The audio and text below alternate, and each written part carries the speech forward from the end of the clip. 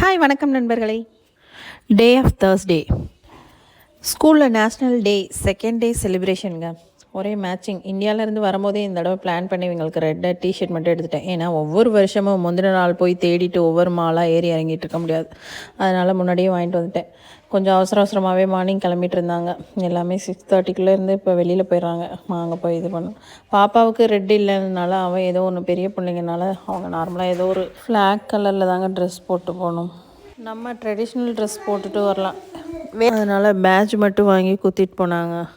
Morning tiffin idli சட்னிலாம் பண்ணி வச்சுருந்தா ஐயோ எதுவுமே வேணாம் இன்றைக்கெலாம் இதெல்லாம் எடுத்துகிட்டு போக முடியாது. ஸ்நாக்ஸ் ஷேரிங் கேரிங்க. ஆக்சுவலாக முந்தின நாள் அவங்க அப்பா வாங்கிட்டு வந்து வச்சுருக்கணும். அவர் வந்து சீக்கிரமே தூங்கிட்டார். அதனால் வாங்க முடியல. அதனால் பிள்ளைங்க கீழே போய் வெயிட் பண்ணாங்க. அதுக்கப்புறம் கடையில் போய் வாங்கிட்டு வந்தாருங்க. அதுக்கப்புறம் கொடுத்துட்டோம். ஏன்னா எல்லா குழந்தைங்களும் கொண்டு வருவாங்க. இந்த மாதிரி ஃபெஸ்டிவல் இந்த செலிப்ரேஷனுக்கெலாம் வந்து கண்டிப்பாக கொண்டு வருவாங்க. எல்லா பிள்ளைங்களும் கொண்டு போகும்போது நம்ம பிள்ளைங்க கொண்டு போகலைன்னா நல்லா இருக்காது. ஸ்வீட்டோ ஏதோ ஒன்று கிஃப்ட்டோ ஏதோ ஒன்று கொண்டு வருவாங்க எல்லோரும். அப்புறம் குட்டீஸும் சேர்ந்து போய் வாங்கிட்டு வந்தோம். இங்கே கிடச்சிதா என்னன்னு தெரில. ஏன்னா ஹோல் கிளாஸ் கொடுக்குறதுக்கு இல்லை அவங்களுக்கு ஸ்நாக்ஸ் ஏதாவது வாங்கினாங்களான்னு தெரில. வாங்கிட்டு வந்துட்டு ஒரு வழியாக கிளம்பிட்டாங்கங்க. அதுக்கப்புறம் இவங்க வீடு தலைகீழ போட்டு போவாங்க. நம்ம வீடை க்ளீன் பண்ணணும். என்ன பண்ணுறது, தேர்ஸ்டே வேறு.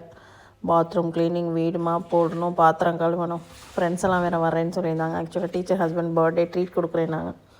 அவங்க மட்டன் இதெல்லாம் வாங்கிட்டு வரேன்னாங்க. நாளைக்கு கார்த்திகை. ஆக்சுவலாக ஊரில் எல்லோரும் வீடு க்ளீன் பண்ண ஆரம்பிச்சிருப்பாங்க. என்னோடய க்ளீனிங் வேலை நடக்க ஆரம்பித்த போதே ஃப்ரெண்ட்ஸ் வந்துட்டாங்க. அப்புறம் அவங்களாம் சேர்ந்து போய் ஃப்ரெஷ் மட்டன் வாங்கிட்டு வந்தாங்க. மட்டன் பிரியாணி. ஆக்சுவலாக மட்டன் கிரேவி தான் பண்ணலாம்னு நினச்சோம். கடைசியில் பிரியாணி பிளான் பண்ணியாச்சு.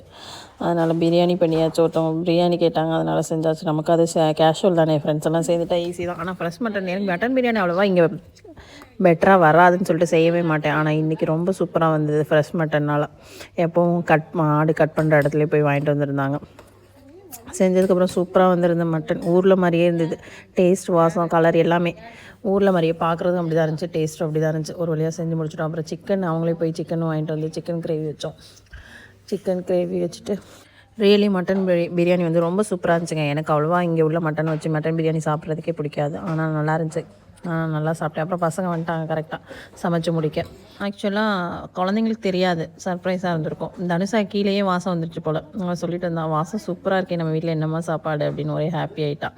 ஆக்சுவலாக நம்ம ஊர்லலாம் கார்த்திகைக்கு க்ளீன் பண்ணுவாங்கங்க. இருந்தாலும் அவங்களோட ட்ரீட் கொடுக்குறேன் நாங்கள், எதுக்கு மிஸ் பண்ணுவானே, அதனால் என்ஜாய் பண்ணியாச்சு. ஆமாம், நம்ம வீட்டில் ஊரில் க்ளீன் பண்ண ஆரம்பிச்சிருப்பாங்க வீட்டெலாம். அப்புறம் நான் இதெல்லாம் இன்றைக்கி சாப்பிட்டுட்டு க்ளீன் பண்ண ஆரம்பிக்கணும் வீடை. எப்போ பார்த்தாலும் பிஸி, வேலை வேலை. அப்பாடி, இவங்களோட இருந்தாலே நமக்கு டென்ஷன். இதெல்லாம் கம்ப்ளீட்டாக கழுவி முடிச்சு நான் வீடை க்ளீன் பண்ணணுங்க. ஏன்னா எல்லாத்தையும் க்ளீன் பண்ணால் தான் அடுத்த நாளைக்கு சாமி கும்பிடணும் போய்.